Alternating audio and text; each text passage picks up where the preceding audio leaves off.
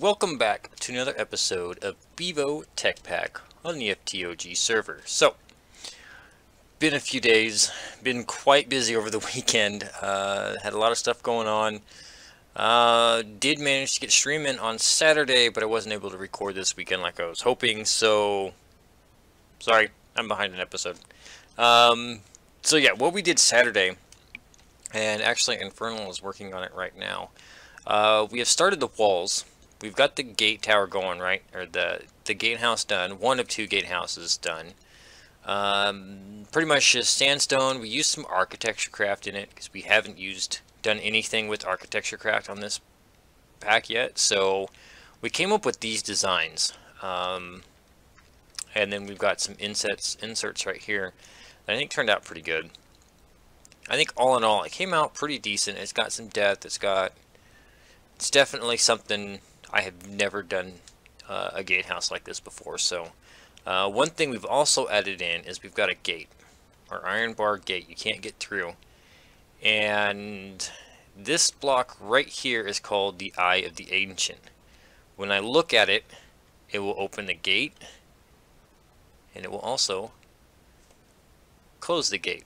Now there are drawbridges up there. They are camouflaged, and if we go in here,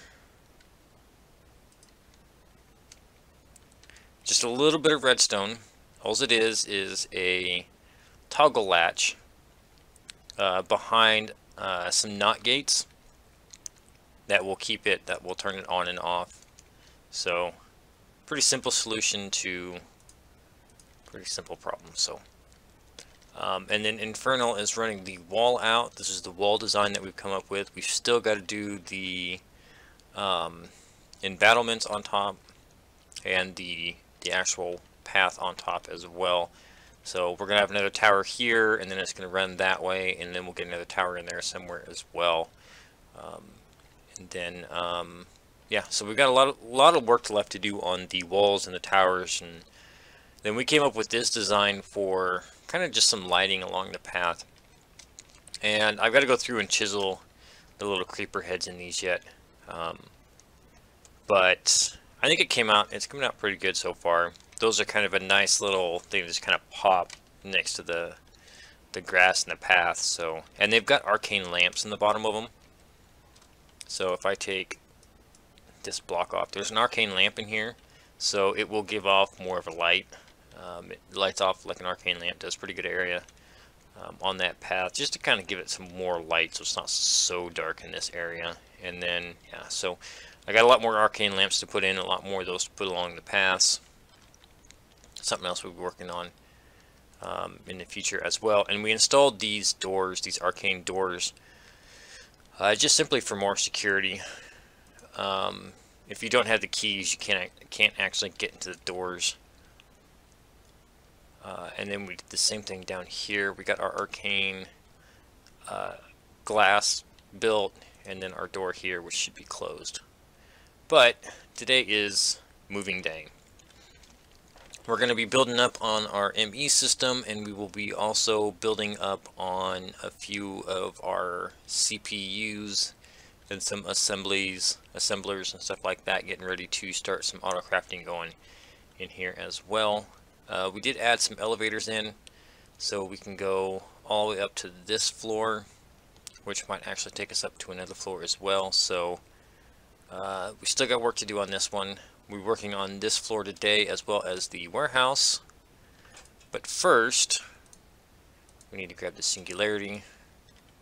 So now what I'm doing with this, how I'm getting these singularities, is down here I've got 8 cobble gens going, just passive generation going. And over the last couple days we've gotten a couple, and I'm going to let them run. We're going to need a few of them, so I'm just going to let that run. But what you need, we're going to make the quantum chambers, the quantum linking chambers. And so you need a singularity, which is just 64K. I should explain that a little bit better, shouldn't I? So what you need to do to get the singularities is this matter condenser. You put a 64K storage component in it, and then once this fills up, it will make, you switch it over to, there is destroy items, condense into matter balls, and then condense into singularities, which that is doing now. I think that's just trashed it. But yeah, anyways, so then we're condensing into singularities. So it's all being auto-fed, and then I had this set up to our current storage room, and was grabbing extra stuff out and moving some of our extra stuff around to get rid of and to do something with. So anyways, so we're going to take this singularity, and we're also going to take ender dust, which is an ender pearl in a pulverizer will give you ender dust. So we'll throw down the ender dust and the singularity. We're going to flip the lever, and we're going to blow them up. Yay! Alright, so now we have our two entangled singularities, which means that they are linked to each other. And then we're going to go to the forge, and I want to name this storage.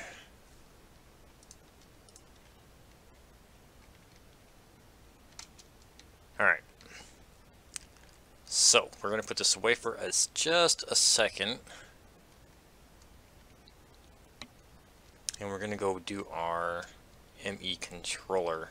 So we'll put that away for a second, and then we're going to grab these bits. And we'll go up. And this is, I believe, the center of the room. And I wanted to do a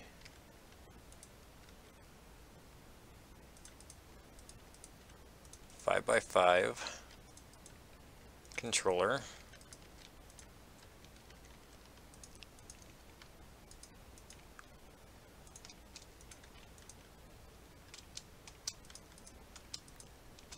Place a block, thank you.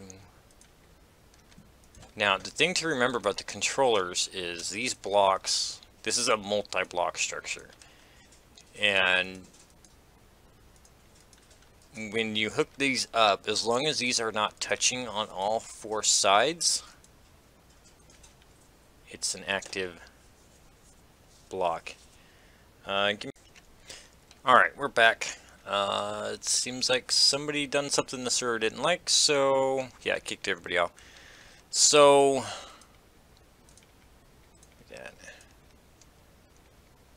essentially this is what our controller is going to look like, and I'll explain to you here in a minute why we're doing this. So now I like doing mine like this simply because it gives us more areas to connect to and everything else. If you do just the box, it's fine. You can actually hold a lot of different channels on this.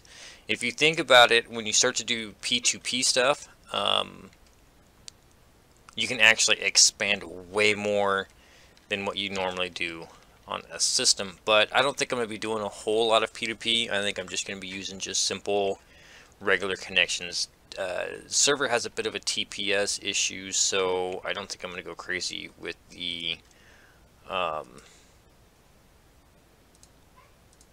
P2P networks. So, but I'm going to put this tesseract right here. Say no, I'm not.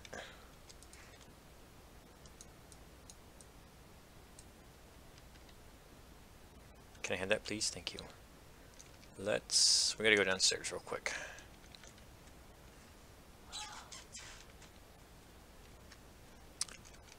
And we're gonna take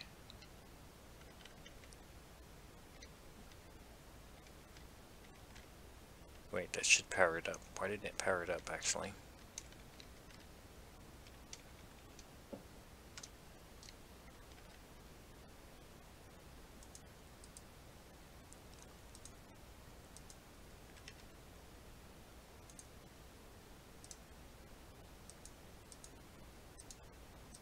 Wait, yeah, that should be set receive only.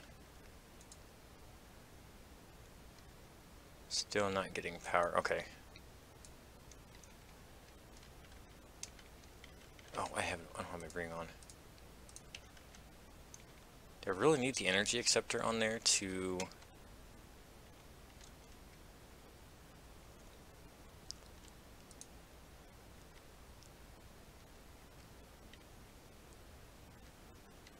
Let's see, Tesseract's here. Gotta be careful what I'm breaking here.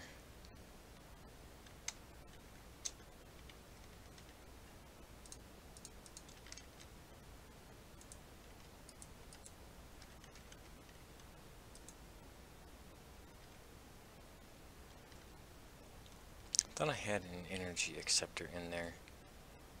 I guess I didn't. So where'd the energy acceptor go?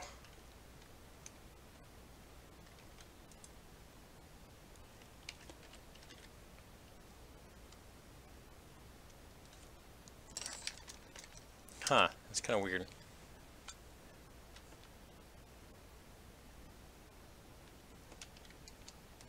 Because there should be an energy acceptor to translate this over, because it's not working right now.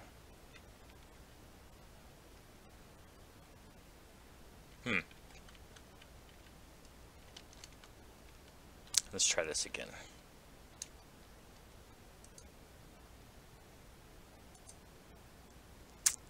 Receive only. There it is. I had the redstone turned off. I herpa-derped. Alright, so now I'll explain the four-side thing. The way it's set up is you can only have blocks on 3 sides. So, like if I put this one here, now it is connected, but it is not an active side of it because it's got a block on 4 sides, a controller on all 4 sides of it, so it does not work. I'll put some fake blocks in here just to link that up so it looks better and whatnot. So that is our controller. Now we are going to have a floor on top of this, and what I want to do, which may get changed later, is actually put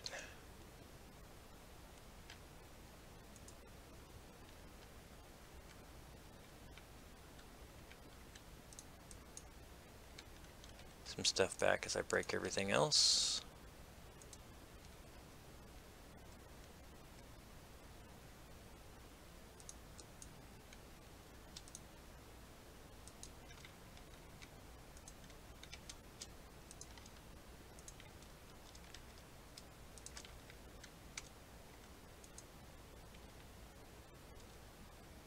Oh, I had the storage bus.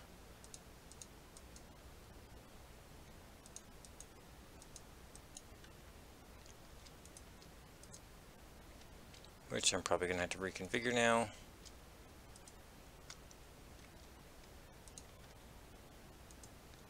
Alright. So we need to do a couple of different things. Well, we've got to rewire.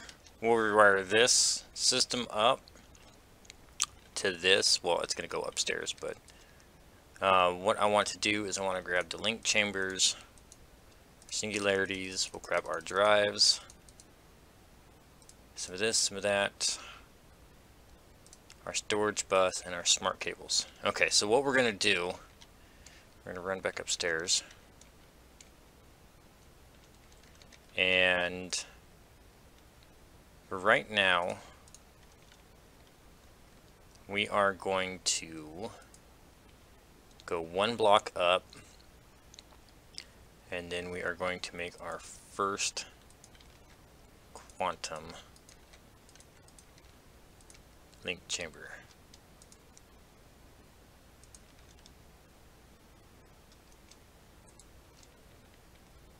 Okay, and then we're going to right click on the glass and put in 1 singularity. Now as you can see, it's not lit up right now because it's not connected. Nope, I want the dense one. And then we'll put the dense here. Oh, dense connects. Why is it not connecting? There it is.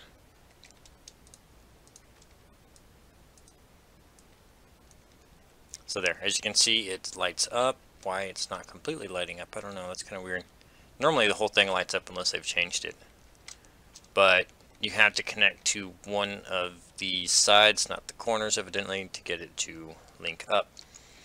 So now this is connected to our controller, and this will transmit 32 channels on this dense cable. So that's exactly what we want, because when we come over here to our storage system,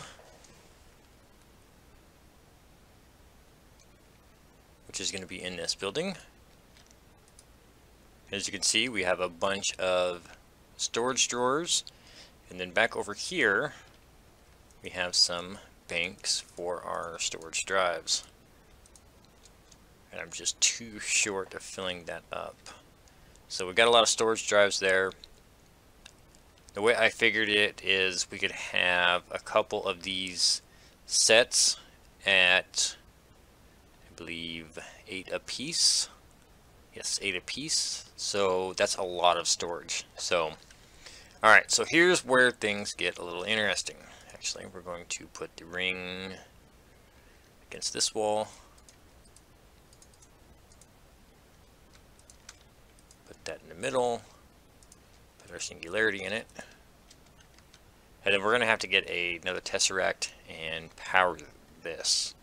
But what I want to do, and we're going to color this dense cable later. I don't think I made enough smart cables for this, actually.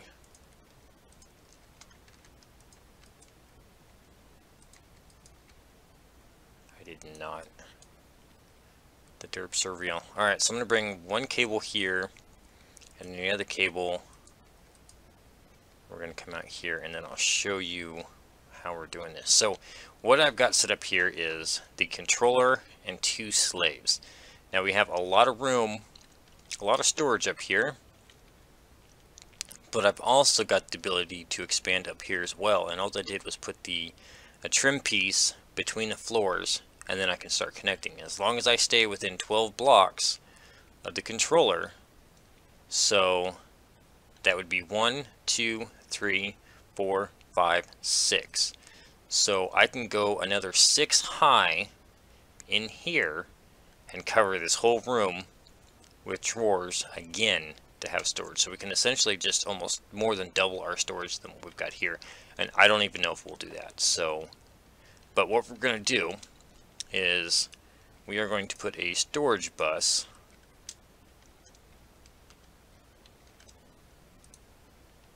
no, it's this one. That one stays off. So we're going to put a storage bus on 4 sides. So we've got 4 different spots that connects. Take a couple of these. And then that connects into there. So we've got 8 channels. We're only using 2, but we've got 2 more to hook up here as well. I need to make some more smart cables to finish hooking this up. So I tell you what, let me do that real quick, and I think I need to make let me get a tesseract going, and we'll start moving some stuff over. So guys, alright, we are back. So I put a tesseract back behind there, as you can see, and it turned on, so good. This is linked to the other one now. Now the other thing I want to show you real quick is this, the color applicator. Alright, so if you're auto crafting all of this and you don't want to spend the time setting it up for every single different color or whatnot and what have you, you can use this color applicator. Now what this is it's a really nice tool. I use it. I just make the Fluix cables, and then with an ME chest, if you stick the color applicator in it, it has an inventory. So you can use the floral powder from Botania, or even make the paintballs up and use those as well. And simply shift and scroll, and as you can see, it changes to the other colors. And also, if you put snowballs in there, you can use them to clear off the paint, but you can also paint blocks with them as well. Let's see, we'll go downstairs here, change this back to blue.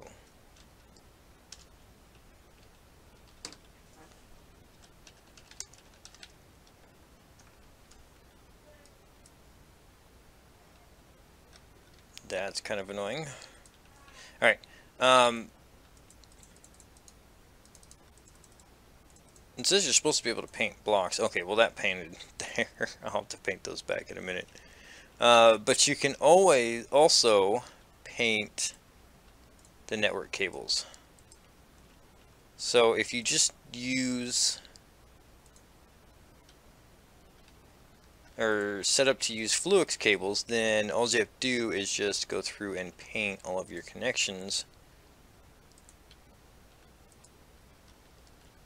And then it's all done on just that network. So if I put another cable here and painted a different color, it won't connect to here, and then we can use more channels. And that's what I'll probably end up doing, is setting up more channels on this as well. So now, how are we getting stuff from point A to point B?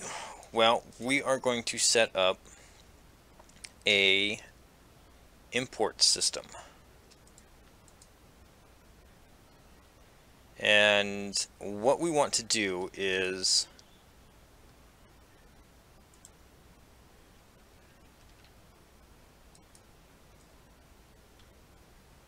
no, that's right. We'll take our ender chest, and I'm going to set mine up down here too, but we just have 2 of Infernals right now, so we're going to go ahead and use his first. So what the idea is we want to insert from this chest, always active, and we're going to go to this system first. So we want everything to go into here that we're going to populate. It's going to go into the storage drawers, and then after that, if it does not go in there, then we want it to go into this chest, which then we are going to take an import bus and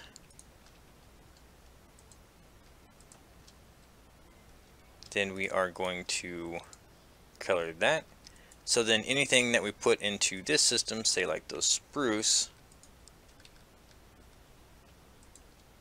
is stored in our system, and that's actually a little concerning. So yeah, and I just have this here for now, just for making sure everything is working, but I will definitely, I'll be taking it off later and taking it back over there with us. So now we need to hook this up to the main system upstairs.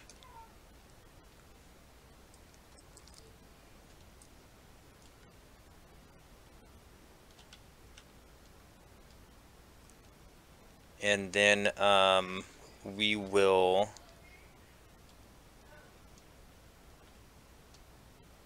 start transferring stuff over. So what we need to do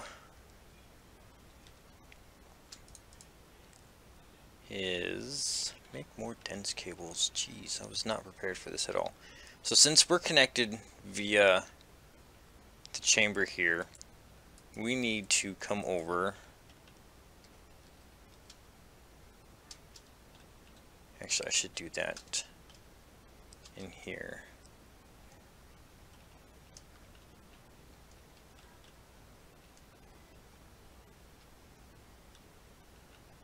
Right here.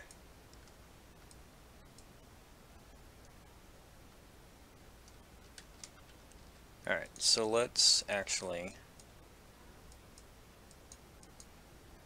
2, 3, 4. 1, 2, 3, 4. Alright. So we'll go like so.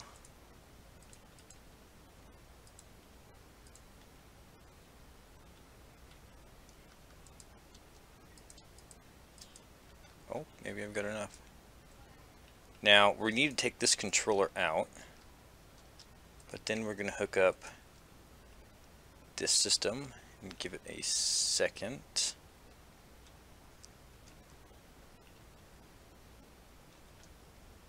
think it's still offline. There it goes. It's starting to come back online.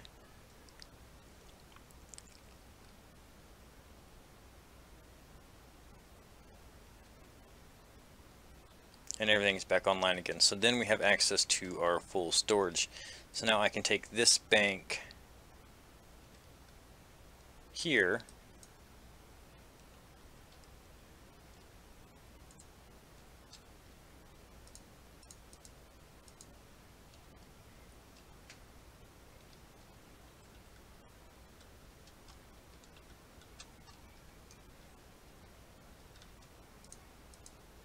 oh, I left the drive there. Or no, I got drive bays over here, that's fine.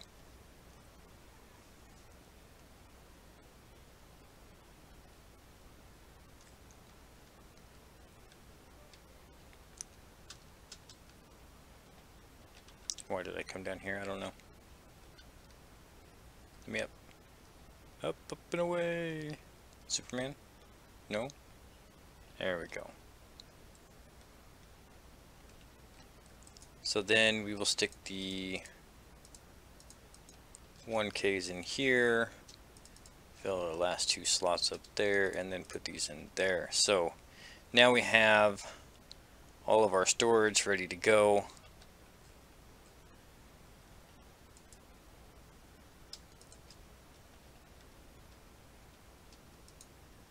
This stuff already came over. That's funny. So of course we're going to have stone in 1.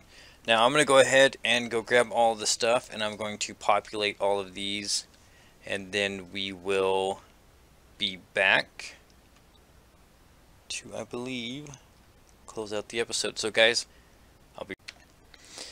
Alright, we are back. We got everything moved over. Everything from our starter building over there is now imported into this building. So everything we own is here. We are, however, running out of storage space. I had to make a couple of 16Ks just to finish out the last little bit that was coming over. So yeah, we are definitely going to have to make some more storage drives soon, within the next day or two. So I want to work with these storage buses, and there's two things that you can do. First off, they only start off with 2 rows. If you want to add more in, you have to add in the capacity cards to get all of them. Okay, so now we have access to all of these, and since these are connected to, since this one is connected to the slave, we should be able to see everything that's in there. So if I partition this drive, or this storage bus, it's not going to get exactly everything. Just like if I partition this one, do the same thing on it, it's not going to get it all. It should do exactly the same thing as this one does. Okay? So the problem I've had with these storage buses in the past, and I seem to be having again on this server, is they will not actually input into where it's being stored at. It will only pull out of. So what I want to try to do is I want to change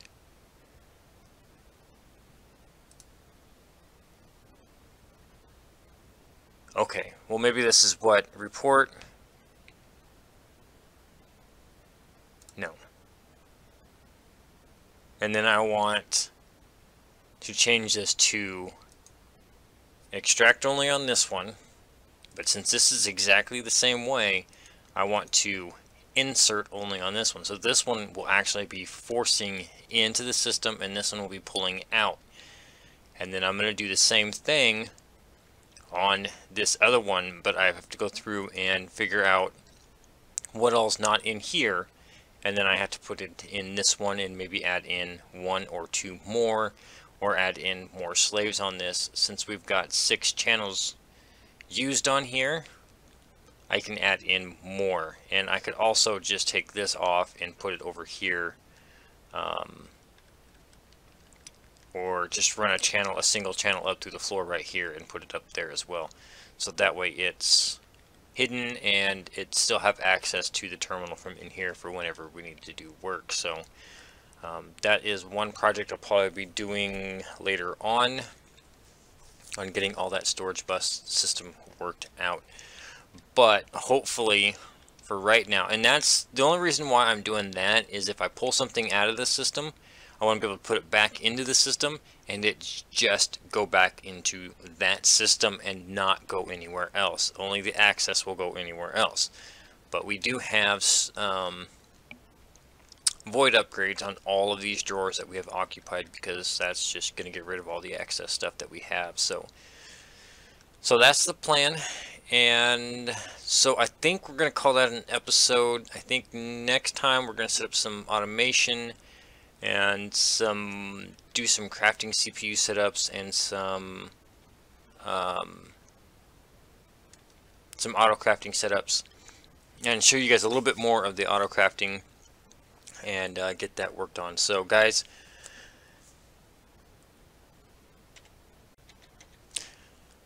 alright, so if you guys liked the episode, hit that big thumbs up button, show me some love, show me some support. New to the channel, new to the series, hit that big red subscribe button so you can see some more. And as always guys, any comments or questions, please leave them in down below. Until then guys, I'll see you next time.